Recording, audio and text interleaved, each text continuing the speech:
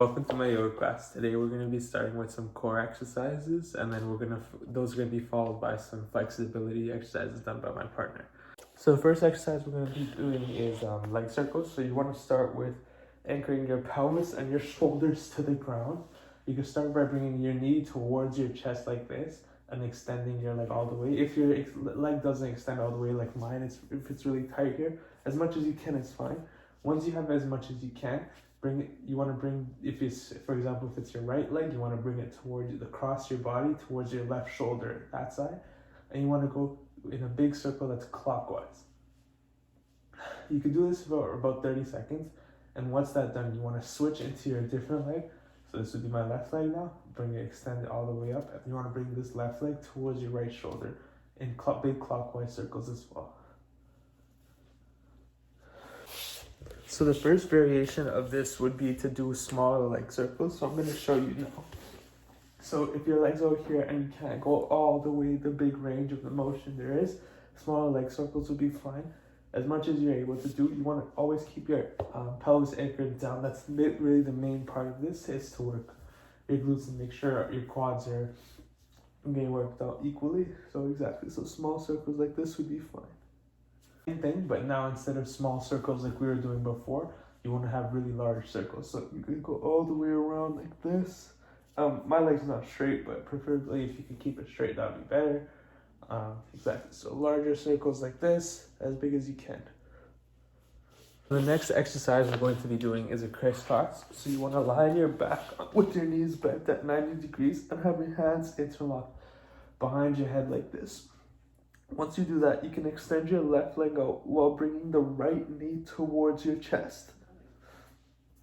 You always want to have your elbows at the opposite knee.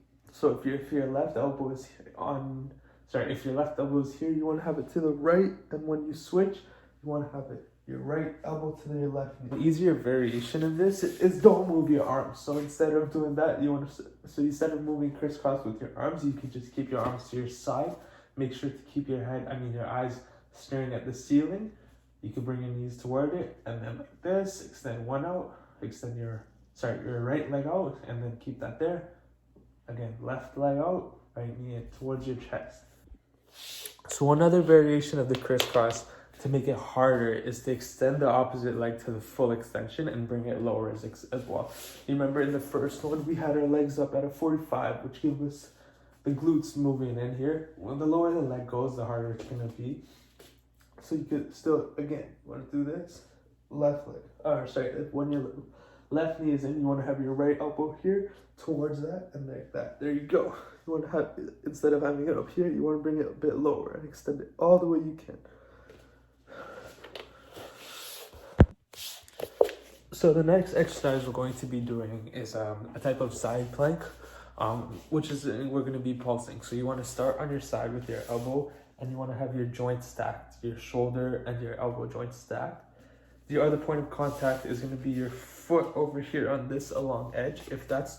So you want to maintain those 2 points of contact, and you want to lower your hips. I'll just show you, You want to start off like this, and you want to lower your hips, and then you want to bring them back up without touching the ground. And you can have a little bit of space here, and then you want to bring them right back up like that. So like this and like that.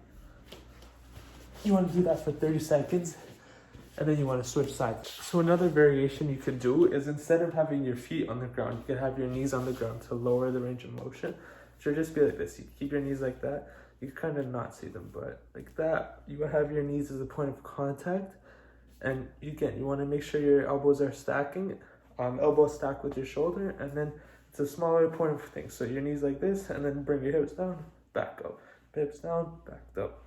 The variation that's going to make it harder is, instead of your elbow, you're going to have your whole hand out here. This is difficult for me too, but we're going to try it. So you want to have your first point of contact here, and you don't want to go too wide out. I'm doing that already. But yeah, it's like this, and you want to start, and then bring your hips down and back up. So that is the end of our core portion. Now my partner is going to be doing the flexibility portion of the workout.